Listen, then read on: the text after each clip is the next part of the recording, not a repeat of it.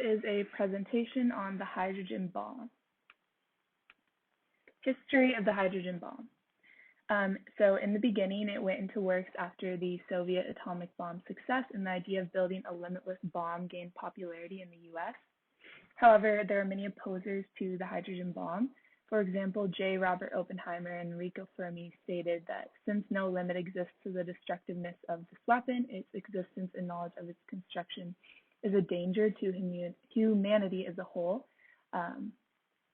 However, in 1950, President Harry S. Truman announced work on the hydrogen bomb was to continue, and Savannah River, South Carolina became the site for the nation's hydrogen bomb production facility the following year, despite all of this opposition. Edward Teller, a Hungarian immigrant and scientist, began arguing for the development of a fusion weapon or superatomic bomb during the Manhattan Project. He believed that this weapon would be many times more powerful than the current atomic bomb, making the U.S. an unmatched military power.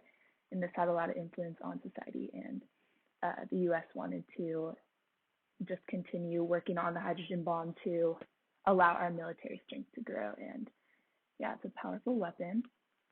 Benefits of the hydrogen bomb. The first one is power. A hydrogen bomb is about 1,000 times more powerful than an atomic bomb.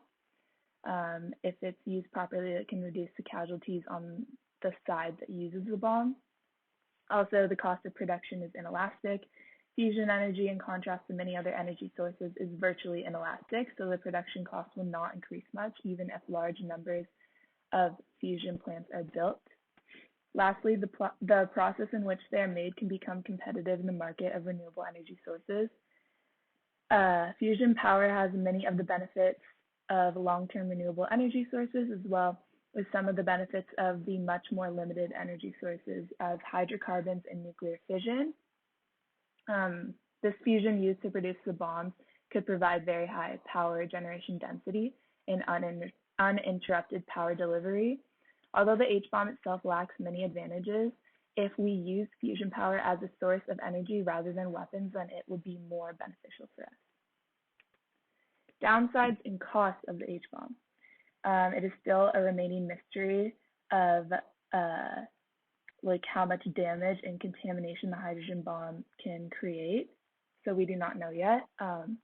Also, we know that there is irreversible destruction. So when a hydrogen bomb is detonated or explodes, the immediate effects are devastating, and it can kill millions of people and a lot of the earth as well.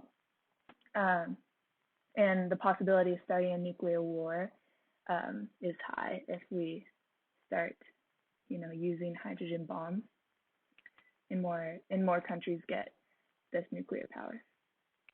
Okay, how does it work?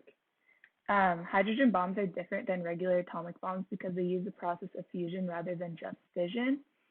Fusion, which occurs when the nuclei of two atoms combine to form one larger atom, has great destructive power. At very high temperatures, the nuclei of the hydrogen isotopes deuterium and tritium fuse together and release large amounts of energy, creating the explosion of the H-bomb. In a hydrogen bomb, there are two parts, the primary and the secondary. The primary, also known as the fission fuel, is made up of uranium. The secondary is more complex with both a plutonium rod and outer casings that will undergo fission.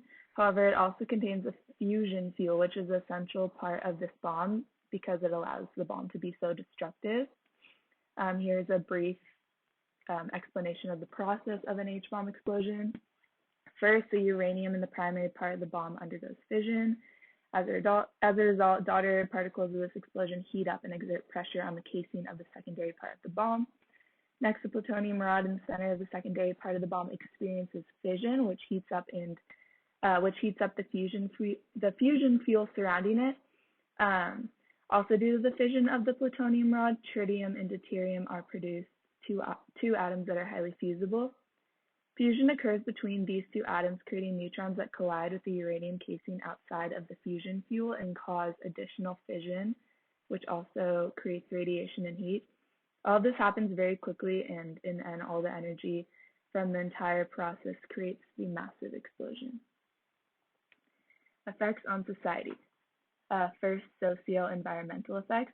Radioactive particles from the bomb explosion site can travel to other areas and contaminate bodies of water, which kills fish and can affect the resources of local populations. Also, plants that need the sun to survive are very likely to die off if near the explosion because of the radioactivity and smoke. Physical impacts, immediate effects are devastating. Looking in the general direction of the explosion can actually cause temporary or permanent blindness.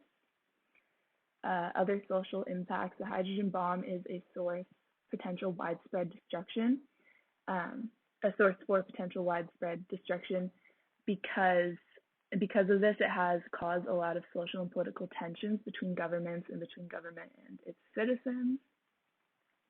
Only 5 countries have officially built hydrogen bombs, and it is a highly debated topic if some countries should be able to continue research of the hydrogen bombs or not.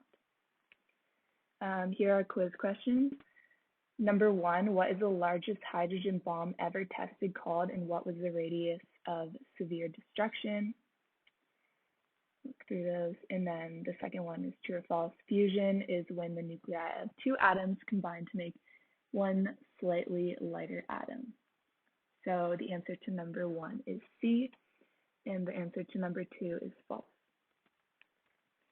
Here are references and citations. Thank you for watching.